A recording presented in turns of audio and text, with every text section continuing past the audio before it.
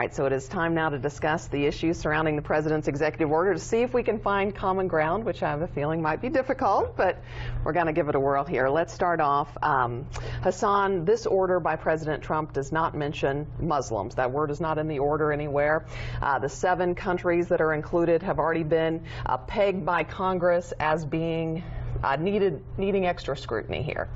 Do you consider it a Muslim ban, though? I do. I mean, it's very devastating for the American Muslim community. I mean, imagine a man elected who says that your religion hates this country, who says he wants to ban all people from your religion, who wants to establish a registry for people of your religion, and the first thing he does is implement a policy that essentially targets people from countries that are predominantly of your religion and makes special exceptions for people who are of another religion. For us, it looks like it's a Muslim ban. Yes, it doesn't affect all Muslims, but it primarily targets Muslims, and it hurts all Americans and our liberty and our freedom, and it's been devastating. I mean, this weekend, I've gotten hundreds of phone calls from people who are stuck in airports or are stuck overseas, even U.S. citizens. We had a woman who was stuck 20 hours in an airport who was a green card holder. They weren't letting her in the country with her 2 U.S. citizen children without food for over 20 hours.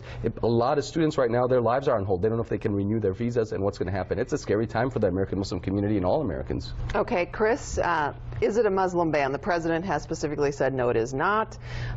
What do you think? Well, I don't think so. And Hassan and I have a great respect for Hassan. We're friends. I have previously written, when I used to write a column for the Tampa Tribune, condoning the, or rather attacking President Trump and his actions and statements that he made during the campaign. I don't condone this type of Islamophobia that we've seen in some instances, but I don't think that that is the case is what's going on here. The president has a duty to protect American citizens and the American sovereignty and its borders, and it's something that we haven't seen in years. Under Obama, we had this politically correct cupcake diplomacy that I think Americans rejected at the ballot box, that they want to see a strong leader who's going to ensure the safety and security of Americans and its borders. And that's what we're seeing here.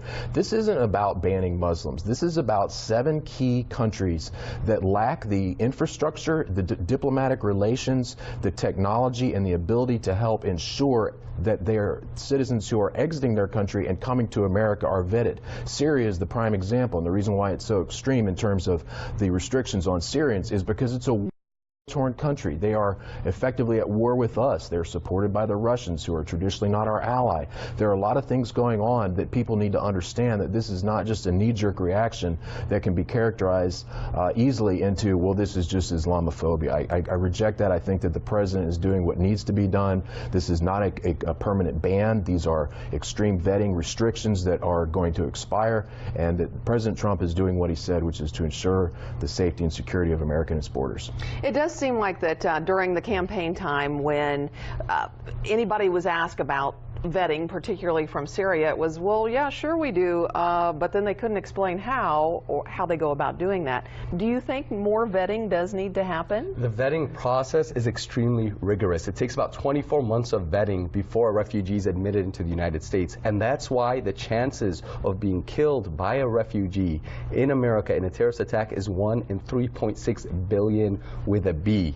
You know, it's practically, impossible. And that's why it's important we recognize that this is not about safety. You know, of the 7 countries that are banned, since 1975, exactly 0 Americans have been killed by a terrorist attack in America by somebody from those 7 countries. This isn't about keeping America safe. It's about expressing bigotry. And I think we saw that when Giuliani went on the record and said, hey, Donald Trump called me and he said, how can I legally implement a Muslim ban? And then you see the special exception for Christian refugees. You see Trump himself saying he wants to ban Muslims. I mean, look, if it smells like something, I mean, it's very clear. It's very clear. Well, and again, I take exception with Hassan and the characterization that this is a Muslim ban.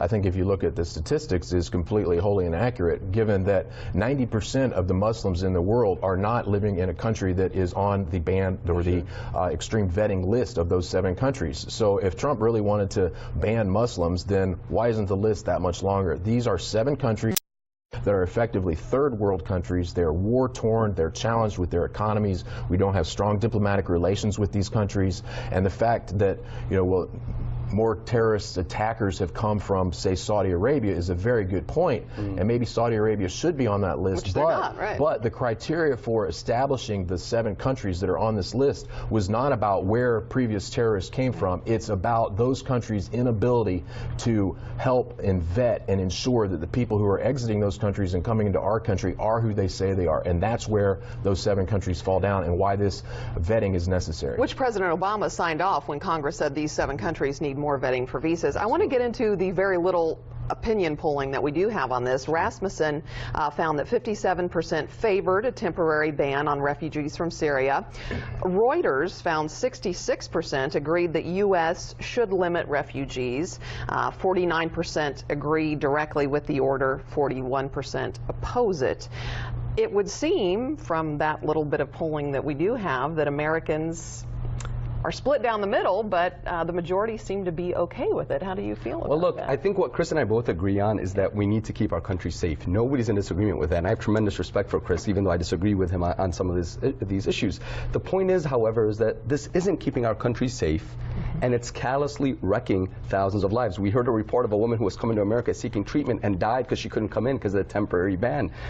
It's very problematic, and it stigmatizes American Muslims. My 5-year-old daughter yesterday, on her own, said, they want to kick us out, but we're not going anywhere. This is our home. That's right, this is our home, but my kids are growing up in an environment where they heard the President of the United States say he wants a complete and total shutdown of Muslims coming in the country. Why did he say that if that's not what he wants to do, and if this isn't what this is? I mean, we can see it's problematic of him saying that. Well, and Trump certainly said a lot of things on the campaign trail that were inappropriate, inaccurate, and can't be done, and this is not one of them, because what he's doing now is what he should have said a year ago on the campaign trail when he called for a Muslim ban. He should have called for a specific ban on countries and people of origin from those countries that present a threat to America because they cannot be appropriately vetted.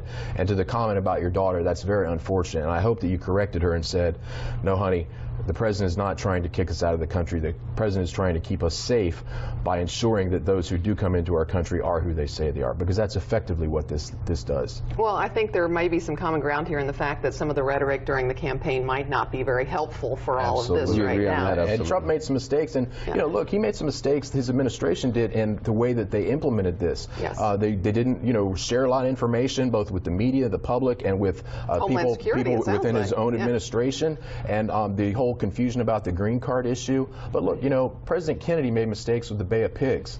He learned from that mistake, and that's what we can hope that President Trump will do. Well, what's very devastating here, however, is that senior officials in DHS and DOJ objected to many of the ways that this executive order was supposed to be implemented, and were not even, their expertise was not taken into consideration. They were overruled by Steve Bannon, who's pulling the strings behind Trump. I mean, really, we have President Bannon. I think that's the most accurate statement. And he is a well-known racist, white supremacist, Islamophobe, anti-Semite. I mean, he's the problem. We have to wake up. This is very scary rhetoric, and these are very scary policies coming from that hateful rhetoric that's not good for our country and doesn't keep us any safer. Again, there's countless countries that, just like Syria, Sudan, and Somalia, have just as bad vetting procedures from their side and bad infrastructure. We don't see them banned. I hope you'll join me in calling for the President to add those countries to the list. Well, in that case, we may as well statistically shut down immigration from every country, because statistically you're just as much likely to get criminals from any country as you are from those 7 countries. And again, that's why since 1975 we've had 0 terrorist attacks fatal in this country from anybody of those 7 countries. Hopefully, under this executive order, we'll continue that trend of 0. Well, let's always we can all agree on Amen. that, okay? Amen. Well, Amen. if nothing else, we did find that in common. And, you know, since some of those mistakes in implementing this have come about, permanent legal residents or those green card holders, they now can enter the U.S. Other students, as you mentioned, that's now on a case-by-case basis. But initially, there was some confusion here. If you're going to do something this big, you better do it right. And that's a function of the federal bureaucracy. It's not the Trump administration saying, let's deny someone into the country who needs medical assistance, or saying to green card holders that they're going to be treated the same way as someone who is just trying to immigrate into our country today. That's just a function of bureaucratic snafus, and it's to be expected, however unfortunate it may be. Well, it happened on the thousands, and we can't be callous to the countless lives. People who are devastated, who are terrorized, who are put in handcuffs. I mean, I've seen pictures of 5-year-old kids put in handcuffs because they were coming on green cards, expecting to come home. This is their home. They go to school here. They